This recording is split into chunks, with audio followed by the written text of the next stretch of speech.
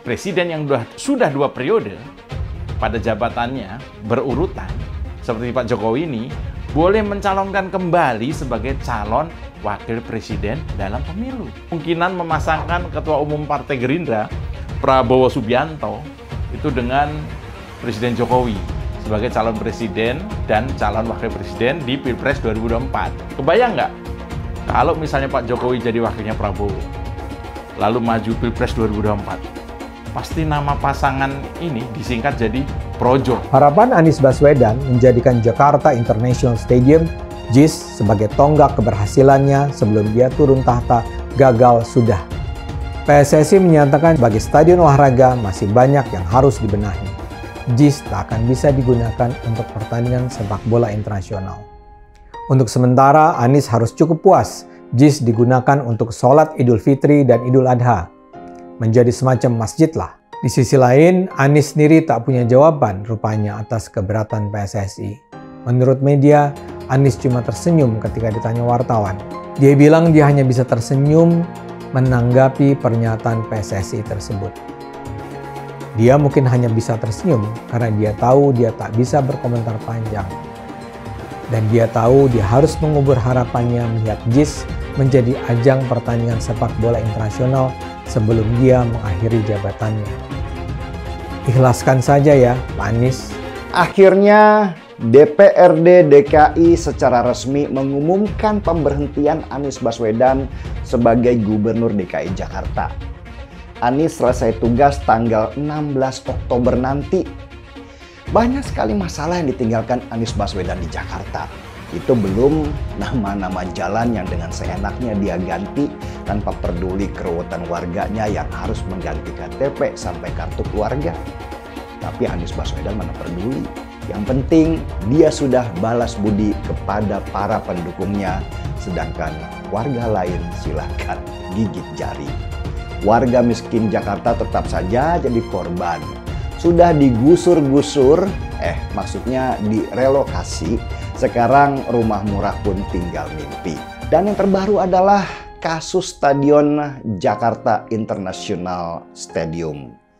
JIS adalah stadion kebanggaan Anies Baswedan karena disitulah tempat ibadah terbesar yang pernah dia buat. Gitu kok mau jadi presiden. Bisa ruwet Indonesia kalau doi menang. Saudara Anies Rashid Baswedan dan Saudara Insinyur Haji Ahmad Riza Patria, masing-masing sebagai Kepala Daerah dan Wakil Kepala Daerah DKI Jakarta masa jabatan 2017-2022, diusulkan pemberhentian sebagai Kepala Daerah dan Wakil Kepala Daerah khusus Ibu Kota Jakarta. Janji kampanye gubernur yang diimplementasikan tidak terrealisasi, misalnya DP 0 rupiah, program OKOC, naturalisasi sungai, termasuk program mandeknya program air bersih, mandeknya program sampah, dan yang terakhir dan yang sangat penting menurut catatan kami adalah tidak berkualitasnya pelayanan publik. Memberhentikan Saudara Anies pada 16 Oktober 2022 nanti ya, nampaknya berjalan mulus. Nggak ada demo penolakan dari PA 212. Warga Jakarta senang bukan main. Nama 3 figur pejabat yang layak sebagai pejabat gubernur Jakarta sampai 2024 nanti. Apakah salah satu nama pejabat itu adalah Basuki Cahayapurnama alias Ahok? Kalau sampai misalnya Ahok yang jadi pejabat gubernur setelah Anies, betapa ada jutaan warga Jakarta akan menyambut dengan gegap gembita kembalinya orang baik yang dijolimi politik kotor pada 2017 lalu. Sebaiknya sebelum lengser, Anies buat acara meminta maaf selama menjadi gubernur. Tentu minta maaf kepada warga Jakarta, kepada orang-orang yang tadinya berharap rumah murah tanpa DP, kepada orang-orang yang tadinya berharap buka usaha dimodalin OKOC, kepada orang-orang yang tadinya mau punya apartemen tapi malah suruh sewa aja, atau kepada anak-anak SD yang ternyata banyak yang DO. Tumbengan digelar merayakan bebasnya Jakarta dari cengkraman manusia kelebihan bayar. Salam. Izinkan saya menyampaikan rasa syukur bahwa berkat atas izin Tuhan Yang Maha Kuasa, dan semoga hari ini menjadi hari bersejarah yang kita akan ingat dalam perjalanan hidup kita. Gubernur, oh haleluya. Terima kasih, terima kasih, terima kasih. Saya berterima kasih kepada Tuhan. Selama 5 tahun kami dipimpin oleh seorang gubernur adil dan pendidikan. Kami akan merasa sangat kehilangan. Anies Baswedan mengunjungi gereja. Yang membuat saya aneh itu justru pernyataan dari pendeta dari gereja yang bersangkutan. Malah menobatkan Anies Baswedan sebagai bapak kesetaraan. Tidak layak seorang Anies menyandang gelar bapak kesetaraan. Jangan Pak Pendeta ini mencoba menyesatkan masyarakat, mencoba memanipulasi sejarah. Jangan yang hitam dikatakan putih, Pak Pendeta. Setelah sebelumnya masjid dipolitisasi, sekarang gereja pun dipolitisasi. Dan tidak punya hak sebagai seorang pemimpin, gubernur memakai stola hanya untuk menunjukkan bahwa dirinya punya posisi yang penting. Dan ini menjadi bukti bagaimana blundernya Anies Baswedan semakin memperkuat citra Anies Baswedan sebagai bapak politik identitas di Indonesia. Tentu saja, kasus dugaan korupsi Formula E melibatkan Anies. Ada alasan mengapa KPK harus memanggil dan menanyai Anies. Anies dalam berita korupsi itu oleh mereka dianggap sebagai pembangunan citra negatif bagi Anies. Belumlah, Anies sedang bersiap untuk maju sebagai capres untuk Pilpres 2024. Kalau Anies ini nggak masuk kali ini, ya sudah, mending KPK aja yang dibubarin, karena nggak mampu menahan seorang Anies Baswedan. Di mana-mana yang namanya calon koruptor ketika dipanggil oleh KPK, dia itu nggak pernah mengklaim bahwa dirinya sedang membantu KPK. Nggak pernah gitu. Cuma Anies yang bisa begitu membantu KPK dengan cara masuk ke dalam penjara. Diundang untuk membantu, kami pun hadir untuk membantu menjalankan apa yang dibutuhkan oleh KPK. Isu yang sedang didalami akan bisa menjadi terang benderang dan memudahkan dalam KPK menjalankan tugas. Bapak Ibu, saudara-saudaraku, akhir-akhir ini ramai sekali ceramah seorang yang melarang kita untuk berteman dengan orang dari agama lain. Sudah 77 tahun negara Kesatuan Republik Indonesia merdeka. Bisa-bisanya masih ada ungkapan yang keluar seperti itu. Saya ingatkan, jangan ada lagi politik identitas. Jangan ada lagi politisasi agama. Jangan ada lagi polarisasi sosial. Hukum harus ditegakkan seadil-adilnya tanpa pandang bulu. Yang juga dengan pemberantasan korupsi terus menjadi prioritas utama. Untuk itu, Polri, Kejaksaan, dan KPK terus bergerak. Ideologi Pancasila, Bhinneka Tunggal Ika, dan patriotisme merupakan pilar utama. Dilarang memilih pemimpin non-Muslim. Wajar. Jakarta pernah punya catatan buruk sejarah pada saat pilkada yang memenangkan Anies Baswedan sebagai gubernur. Memilih pemimpin yang seiman. Kacau kan? Memilih bukan mempertimbangkan kualitas orangnya, kemampuan orangnya. Jadi ketika masyarakat DKI mau nuntut, sebagai gubernur, kerjanya yang bener dong. Mungkin dijawab, kan dulu lo milih gua karena agama, bukan karena kemampuan gua, bukan karena gua punya prestasi, bukan karena gua punya integritas. Sekarang kenapa nuntut? Kan itu konsekuensi logis dari cara berpikir dalam proses pemilihan yang salah. Ketika ada pemilihan OSIS, orang menggunakan ayat ini. Ketika pemilihan RT, orang menggunakan ayat ini. Ketika pemilihan kapten kesebelasan untuk sepak bola, orang menggunakan ayat ini. Untuk memilih seorang ketua arisan, akan menggunakan ayat ini. Betapa kacaunya kehidupan kita. Dan ternyata prediksi gua benar. Kenapa pelayan publik, pelayan rakyat? Masa nyarinya susah? Kadang butuh rumah sakit, anak butuh sekolah, ada masalah, mau ngadu kemana gitu. Kalau kekuasaan tidak memberi cinta kasih, cinta, tentu dalam hal ini saya terjemah cinta rakyat dan cinta negara, pasti kasar, sembrono, dan korup. Artinya apa? Harus bisa kelola APBD di daerah dengan baik. Ya, jadi pada awal bulan Oktober 2022 nanti, masa jabatan Gubernur DKI Jakarta Anies Baswedan ini akan segera berakhir. Memang Anies Baswedan, Gubernur DKI Jakarta ini bukanlah sosok yang cakap dalam bekerja, tapi dia ini memang hanya ahli dalam berkata-kata. Ya, kita tahulah sebelumnya Anies Baswedan ini sibuk mengganti nama normalisasi menjadi naturalisasi, rumah susun menjadi rumah lapis, penggusuran menjadi penggeseran, dan bahkan ya nama-nama jalan juga diganti hingga pada akhirnya penggantian itu pun ditolak oleh warganya sendiri. Memang parah sekali gubernur pecatan Pak Jokowi ini. Harusnya ya pemimpin itu memberikan solusi dan bantuan kepada masyarakat. Lah kok ini malah menambah beban dan masalah coba. Ya tapi begitulah namanya juga gubernur hasil politisasi agama. Gubernur yang dipilih oleh pengasong politik identitas. Jadi ya wajarlah jika tidak bisa bekerja, bener kan? Ya teruslah bekerja walau tak berguna. Jujur saja ya, saya jadi bertanya-tanya. Apakah semua kejadian ini adab atau karma? Masih ingat nggak bagaimana politik identitas itu dikembangkan oleh Anies Baswedan pada waktu itu? Dia mengatakan bahwa saatnya pribumi memimpin kembali Jakarta. Kata-kata pribumi diungkapkan. Apa yang terjadi? Membuat teman-teman dari Tionghoa ketakutan.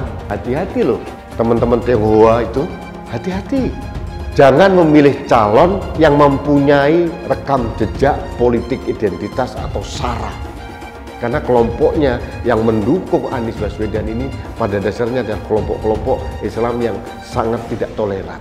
Penjajahan di depan mata itu di Jakarta. Kita semua pribumi ditindas, kini saatnya kita menjadi tuan rumah di negeri sendiri. Saya bilang, Nis, ente nggak bisa jadi presiden. Kenapa? Karena presiden adalah orang Indonesia asli, saya bilang. Anies Baswedan belakangan ini tampil sebagai sosok toleran yang menghargai keberagaman. Mereka yang baru saja mengenal Anies mungkin akan dengan mudah terpesona dengan kata-kata dan langkah Anies. Kalau sekarang dia bicara soal persaudaraan antar umat, saya yakin dia tidak sungguh-sungguh meyakininya. Percaya? Saya sih nggak percaya. Anies memang sangat pintar merangkai kata-kata. Kita tak perlu percaya bahwa Anies adalah sosok pembela pluralisme dan toleransi.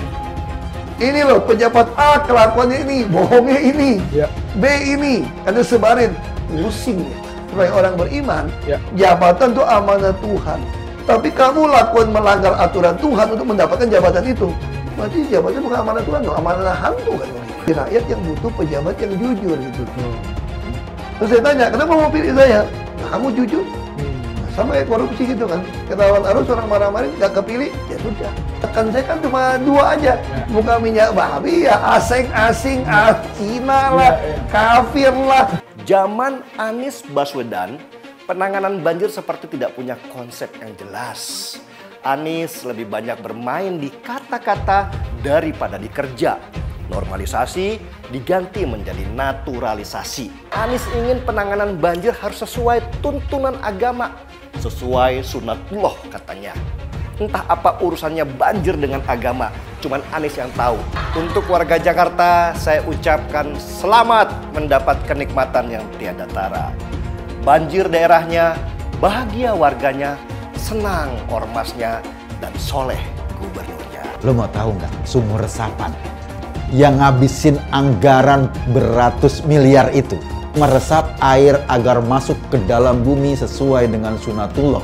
Tetapi ternyata sumur ini tidak meresap air, malah airnya itu menggenang di sumur-sumur itu. Sumur resapan itu sekarang harus disiapin pompa untuk menguras air di sumur resapan. Kalaupun dia harus makan babi, sepanjang jadi presiden mungkin akan dilakukan. Bapak Politik Identitas Indonesia Anies Baswedan, Bapak Intoleransi Indonesia Anies Baswedan, jangan lupakan, jangan terlena, jangan sampai dia pecahkan kita dengan dagangan ayat dan mayatnya. Air itu turun dari langit, turunnya ke atap rumah langsung sumur bor, bukan ke sungai dan ke laut. Jangan sampai Indonesia jatuh ke tangan pembohong. Jangan sampai Indonesia jatuh ke tangan Anies Baswedan. Anies Baswedan pasti akan mempertanggungjawabkan segala perbuatannya, perbuatan kelebihan dana, kelebihan anggaran, kelebihan bayar di semua proyek-proyek Pemprov DKI, dan semua kroni-kroni dan kroco-kroco Anies Baswedan juga akan mempertanggungjawabkan semua perbuatannya. Dan ya pastikan itu sebelum Pilpres 2024. Apalagi sekarang JIS ini, kayaknya pastikan itu juga pasti ada kelebihan bayar, pasti ada koruptornya di situ. Tinggal KPK menyelidiki anggaran yang ada di JIS, dan habis itu baru hajarlah formula E. Kamu mau panggil saya hadap Tuhan Allah pun yang benar gua hadapin. Apalagi cuma BPK. Tenang, kalau BPK sudah periksa, nyatakan tidak ada kerugian, aman lah kita. Ada oknum BPK masuk penjara tuh DKI itu. Dikatakan cuma salah bayar atau kelebihan bayar mungkin ya. Tapi kalau saya, pasti ada proses.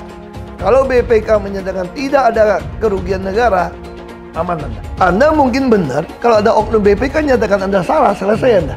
Kalau orang dulu mempersoalkan KPK mesti direvisi undang-undangnya, saya kira BPK yang harus direvisi undang-undangnya juga.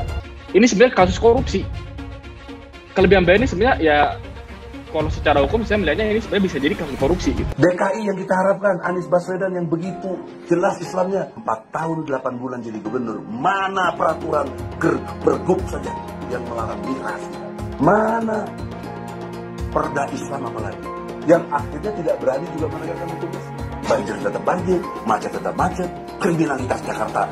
Anda tahu, 2 menit sekali terjadi pencurian. Sekarang orang sedang euforia, dia mau dicapreskan. Bagaimana umat terjebak lagi, bodoh lagi, masuk lagi. Kalau misalnya memang Anies itu mau maju dan dia tekad mau menegakkan hukum Islam dan menyatakan perlawanan, saya peduli. Tapi dia tidak lakukan itu. Mas Anies harusnya sudah membuat relokasi untuk orang-orang di Kampung Bayam. Sampai hari ini belum juga. Banyak juga yang udah kita omongin, kita minta gitu ya, belum dijalanin juga gitu. Jangan hanya konsentrasi pada pembangunan benda-benda mati yang indah difoto dan bisa ditunjukkan dalam 5 tahun hasilnya. Kalau kita mau menilai sebuah janji, maka lihat janjinya, lalu lihat kenyataannya. Dulu janjinya apa ya? Jangan panik kalau lawan itu punya terobosan. Tawarkan yang lebih baik. Jadi saya memang tidak sedang dalam proses menuju calon wakil presiden, Mas. Saya sedang mengikuti proses untuk menjadi calon presiden dan saya akan konsentrasi ke situ sampai proses ini selesai. Soal presiden bukan soal cita-cita, ini soal misi. Dan untuk soal misi, saya katakan siap, saya akan jalani misi ini. Dan ini melawan sunnatullah. Kenapa? Air itu turun dari langit ke bumi, bukan ke laut. Harusnya dimasukkan ke dalam bumi, masukkan tanah. Di seluruh dunia air jatuh itu dimasukkan ke tanah. Bukan dialirkan pakai gorong-gorong raksasa ke laut. Jakarta telah mengambil keputusan yang fatal. Bukan banjir, itu memang parkir air. Bukan banjir, itu memang parkir air. Masyarakat berkeliling dengan membawa toa untuk memberitahu semuanya, termasuk sirine. Ibon 82 miliar. Apa alat transportasi yang dimiliki oleh hampir setiap orang? Alat transportasi yang dimiliki semua orang adalah kaki. Kalau seandainya orang Jakarta percaya Pak Anies jadi gubernur pun, saya berani jamin kok dia akan lakukan normalisasi yang sama seperti saya lakukan kok. Gak usah bohong lah. Ketika air sampai di muara, maka siap untuk dipompa ke laut. Iblis hanya menggoda orang yang beriman. Makanya jarang-jarang orang kafir kerasukan setan. Yang kerasukan setan itu orang baik-baik. Jarang, saya belum pernah nengok Cina kerasukan setan. Pernah tak Ahok itu kerasukan setan? Enggak, setannya juga pernah. Karena sesama setan dilarang saling menggoda. Karena di salib itu ada jin kafir. Karena di salib itu ada jin kafir. Karena di salib itu ada jin kafir. Haleluya. Kepalanya ke kiri apa ke kanan? Kepalanya ke kiri apa ke kanan? Tetap percaya salib itu lambang mulia, bukan jin. Kok ketawa? Aku nggak nyindir siapa-siapa loh. Saya nggak pernah mundur untuk kebenaran, keadilan, kejujuran, dan peri kemanusiaan. Gue nggak pernah mundur. Dan gue nggak pernah takut juga sama lu. Siapapun yang rasis, gue akan hadapin. Karena rasis itu tidak berperi kemanusiaan. Kalau saya ditanya dulu kan, kamu nyesel nggak statement kamu di Pulau Seribu sehingga masih masuk penjara? Tidak pernah nyesel. Karena saya mengatakan kebenaran. Hai semua, dengan saya Jonas Leong. Terima kasih banyak buat kalian penonton setia yang selalu menonton di channel ini. Saya secara personal sangat menghargai waktu kalian. Dan saya sudah menganggap kalian sebagai family karena kalian selalu support di channel ini. Bagi kalian yang selalu menuliskan opini kalian di kolom komen, saya baca komen kalian satu persatu. Saya baca komen kalian untuk mengetahui opini kalian, tanggapan kalian, dan masukan kalian sangat berguna untuk video selanjutnya. Terima kasih banyak buat kalian yang selalu menekan tombol like di awal video. Video seperti ini membutuhkan waktu dan juga research. Dan ini semua gratis untuk kalian. Jadi pastikan kalian menekan tombol like-nya supaya saya mengetahui kalian menyukai konten yang saya bagikan. Presiden yang sudah 2 periode pada jabatannya berurutan seperti Pak Jokowi ini boleh mencalonkan kembali sebagai calon wakil presiden dalam pemilu. Selalu menarik ya kalau ada isu Pak Jokowi mau maju lagi di Pilpres. Itu jumlah yang suka dan yang kesel sama-sama banyak. Yang mendukung beralasan. Jadi program yang di awal sudah dicanangkan oleh Pak Jokowi, jadi nggak maksimal bisa digarap. Karena semua sumber daya dibelokin ke program-program percepatan penanganan COVID-19. Itu alasannya. Yang tadinya mau bikin jalan mulus, malah buat beli masker berkardus-kardus. Mendadak ada berita Mahkamah Konstitusi atau MK, ya kan, menyebut presiden yang telah terpilih 2 periode pada masa jabatannya boleh mencalonkan kembali. Karena memang di Undang-Undang Dasar 1945 tidak secara terang-terangan atau eksplisit mengatur larangan presiden 2 periode tidak boleh maju sebagai calon wakil presiden, gitu. Ya jadi di undang-undang itu nggak ada tulisan misalnya sudah 2 periode nggak boleh lagi jadi presiden ataupun wakil presiden. Di situ malah jelas pada posisi yang sama, artinya presiden, gitu. Artinya masih boleh jadi wakil presiden. Itu tafsir sementara. Kemungkinan memasangkan Ketua Umum Partai Gerindra, Prabowo Subianto, itu dengan Presiden Jokowi sebagai calon presiden dan calon wakil presiden di Pilpres 2024. Ya, karena memang soal kewenangan penentuan cawapres itu ada di tangan Prabowo. Ya, saya sih yakin ya, kalau memungkinkan, bisa saja siapa yang nggak mau berpasangan dengan Pak Jokowi. Ini baru berita nih. Habibur Rahman ini bilang, tak ada aturan yang melarang Jokowi maju kembali di ajang Pilpres 2024, asal menjadi calon wapres katanya. Nah, meski begitu, Habibur Rahman ini bilang, nggak bisa ngomong lebih banyak lah, karena terkait kemungkinan calon wapres yang akan diusung Gerindra. Gitu loh, takut ya. Kebayang nggak, kalau misalnya Pak Jokowi jadi wakilnya Prabowo, lalu maju Pilpres 2024, pasti nama pasangan ini disingkat jadi Projo. Sekalian ya. Itu karena Ketua Umum Relawan Projo, Budi Aris Setiadi, itu bilang kemarin soal wacana Pak Jokowi jadi cawapresnya Prabowo untuk Pilpres 2024. Nah, menurut dia wacana itu bisa dimaknai sebagai Prabowo sebagai sosok yang direkomendasikan oleh Jokowi. Itu kata Budi Aris. Kenapa kalau Pak Jokowi maju lagi jadi wapres misalnya relawan Projo ini sangat mendukung? Ya karena alasan di depan tadi. Biar bisa menuntaskan pekerjaan yang di awal kampanye 2019 lalu dijanjikan atau jadi programnya Pak Jokowi. Banyak juga yang nggak suka lah gitu. Pasti banyak. Meskipun mungkin jauh lebih banyak yang mendukung. Mungkin ya. Tapi apa benar boleh? Apa benar boleh Pak Jokowi ini nyalon lagi? Sudah 2 periode kok nyalon wapres. Kalau Pak Jokowi jadi wapres, Puan gimana dong? Aduh, menurut saya sih ya, selama tidak melanggar Undang-Undang Dasar 45, berarti boleh. Jokowi bisa saja menjadi wakil presiden pada 2024 mendatang. Tidak ada aturan yang melarang Jokowi maju sebagai cawapres. Apalagi masa jabatan Jokowi sebagai presiden akan berakhir pada 2024. Jadi boleh katanya. Wah, tapi saya sedikit mengenal Pak Jokowi lah. Apakah beliau mau?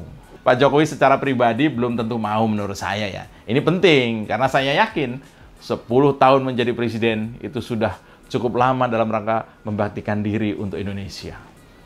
Pak Jokowi adalah bapak bangsa yang sangat mencintai Indonesia, bahkan melebihi rasa cinta pada diri sendiri. Ini Pak Jokowi sudah meletakkan standar sebagai seorang presiden Indonesia, menurut saya udah terlalu tinggi. 10 tahun tetap tegak meski dihujat oleh rakyatnya sendiri yang sedang dikelola agar lebih sejahtera. Ya bisa saja Pak Jokowi maju lagi, entah sebagai capres atau cawapres ya. Asal ada amandemen Undang-Undang Dasar 1945. Dan untuk menuju amandemen Undang-Undang Dasar 45 itu tentu sudah bakal makan banyak sumber daya dan juga emosi bangsa yang nggak sedikit. Itulah. Tapi saya masih meyakini bahwa pada 2024 nanti yang akan mencuat adalah tetap figur bangsa yang memang sudah teruji, kuat di masa sulit, dan sudah selesai dengan dirinya sendiri. Apakah itu Pak Jokowi lagi? Harapan Anies Baswedan menjadikan Jakarta International Stadium JIS sebagai tonggak keberhasilannya sebelum dia turun tahta gagal sudah. Untuk sementara, Anies harus cukup puas JIS digunakan untuk sholat Idul Fitri dan Idul Adha. Menjadi semacam masjid lah. Tapi sebagai stadion olahraga masih banyak yang harus dibenahi. Awalnya Stadion JIS dijadwalkan akan menjadi lokasi kedua laga uji coba Timnas Indonesia versus Curaçao pada 27 September. Walau terlihat megah, JIS ternyata dianggap tak memenuhi kualifikasi minimal sebuah stadion olahraga yang dihadiri puluhan ribu penonton. Ini terungkap sekarang gara-gara penilaian PSSI. Namun setelah melakukan uji kelayakan, PSSI menyimpulkan Stadion JIS belum memenuhi persyaratan untuk menggelar laga internasional selevel itu. Rasanya sih sampai akhirnya dia turun jabatan nanti pertengahan Oktober, JIS belum akan digunakan sebagaimana seharusnya. Alasannya sederhana. Sebagaimana sebelum-sebelumnya, karya Anies kali ini pun dibuat tanpa perencanaan dan konsultasi memadai. Soal berikutnya adalah ketidaksiapan area kedatangan tim yang akan berlaga. PSSI melihat plafon di JIS terlalu rendah, sehingga bus pengangkut tim tidak bisa masuk ke stadion secara langsung. Akibatnya, bus yang membawa tim terpaksa berhenti di area umum, bukan di area khusus. Ini bukan perkara sederhana. Wilayah drop-off ini harus memiliki batas pagar pengaman dengan ketinggian area yang cukup dilalui oleh kendaraan bus tim. Idealnya bus pengangkut tim bisa mencapai ke lorong masuk ke ruang ganti, dan seharusnya ada daerah khusus drop-off untuk tim, ofisial, serta perangkat pertandingan yang terpisah dan tertutup.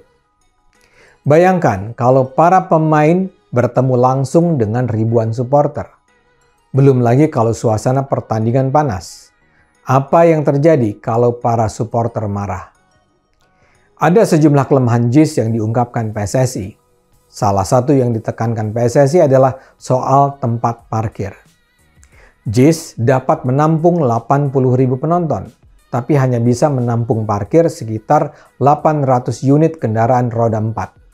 Bila jumlah parkir terlalu sedikit, penonton harus berjalan kaki dulu keluar dari area stadion untuk mencapai kendaraan umum. Pertanyaannya, apakah di daerah Sunter, tempat JIS berdiri, sudah tersedia jaringan transportasi umum yang bisa membawa penonton ke daerah-daerah lain? Kapasitas parkir ini jauh dari rekomendasi FIFA, yakni Federasi Sepak Bola Internasional. Dalam rekomendasi FIFA, untuk stadion berkapasitas 60.000 saja harus disediakan tempat parkir untuk 10.000 mobil. PSSI juga menganggap faktor keamanan kurang diperhatikan. Seharusnya ada penambahan pagar pembatas di beberapa titik area penonton untuk mengantisipasi kerawanan yang mungkin timbul akibat bentrok antar supporter tuan rumah dan supporter tamu. Kelemahan lain adalah soal pintu masuk stadion bagi penonton. Saat ini hanya ada satu pintu masuk dan keluar, sehingga dikhawatirkan jika penonton bersamaan keluar akan memakan waktu yang lama. Begitu juga kalau untuk satu dan lain hal, penonton harus terburu-buru meninggalkan stadion, penonton bisa tersendat dan bahkan berhimpit di pintu masuk. Akibatnya Persija Jakarta tak bisa bertandang di Stadion JIS. Namun ketika itu yang disebut-sebut sebagai penyebab adalah biaya sewa yang terlalu mahal. Karena biaya sewa itu, Persija lebih memilih berkandang di Stadion Patriot Candrabaga Bekasi ketimbang JIS. Kini ternyata ada alasan-alasan lain yang lebih mendasar. Itu adalah sebagian dari daftar kelemahan JIS yang menyebabkan PSSI menganggap JIS belum bisa digunakan untuk ajang pertandingan olahraga internasional. JIS sebelumnya juga sudah dinyatakan tidak lolos verifikasi Liga Indonesia Baru selaku operator Liga 1 dan Liga 2. Jakpro menganggap PSSI terlalu mengada-ada. Menurut mereka, JIS sudah berstandar FIFA. Jakpro lalu memperkuat argumen dengan menyebut JIS dirancang oleh Bureau Happold yang merupakan konsultan perencana dari Inggris. Sayangnya, tak satu pun jawaban Jakpro yang menjawab persoalan yang dikemukakan PSSI. Jakpro tidak menjawab soal kapasitas parkir, tempat drop-off pemain, pintu masuk yang cuma satu, serta faktor keamanan untuk mencegah bentrok antar supporter. Pembangunan JIS terkesan dilakukan dengan agak sembarangan. Pihak PSSI sendiri menyatakan pembangunan dilakukan tanpa komunikasi dengan mereka. PSSI menyatakan JIS baru layak digunakan sebagai stadion pertandingan pada 3-5 tahun ke depan karena perbaikan yang dilakukan cukup mendasar. Dan selama apa yang dipersoalkan PSSI tak terpenuhi, hampir pasti JIS tak akan bisa digunakan untuk pertandingan sepak bola internasional. Di sisi lain, Anies sendiri tak punya jawaban rupanya atas keberatan PSSI. Menurut media, Anies cuma tersenyum ketika ditanya wartawan. Dia bilang dia hanya bisa tersenyum menanggapi pernyataan PSSI tersebut. Dia mungkin hanya bisa tersenyum karena dia tahu dia tak bisa berkomentar panjang. Dan dia tahu dia harus mengubur harapannya melihat JIS menjadi ajang pertandingan sepak bola internasional sebelum dia mengakhiri jabatannya. Ikhlaskan saja ya, Pak Anies.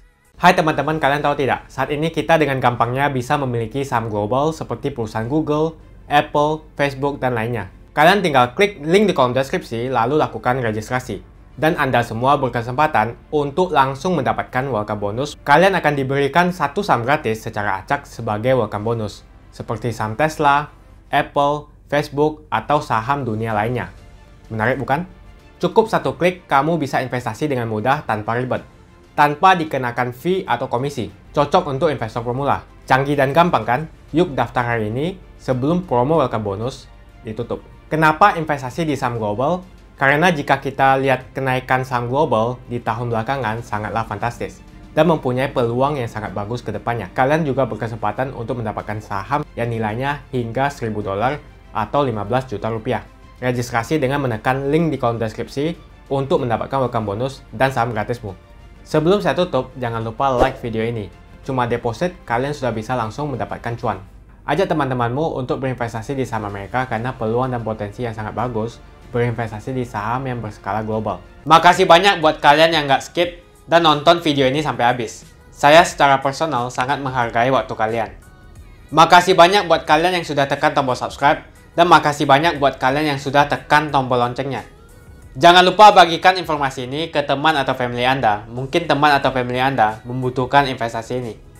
Oke guys, sekian dulu dari saya. Jangan lupa follow Instagram saya di @johannesleongofficial untuk kata-kata motivasi setiap harinya. Bagi kalian yang termotivasi nonton video ini, ayo like video ini dan subscribe di channel ini. Dan buat kalian yang sudah subscribe di channel ini, jangan lupa tekan tombol loncengnya supaya kalian mendapatkan notifikasi setiap kali saya upload video.